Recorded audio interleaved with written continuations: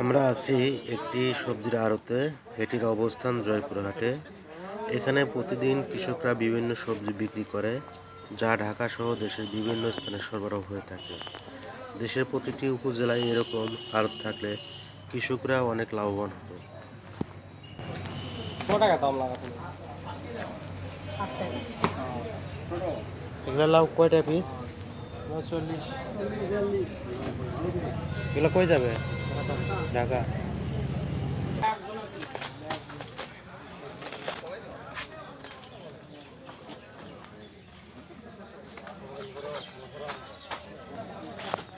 এগুলো কি সরাসরি কৃষকের জমি থেকে নিয়ে আসছেন?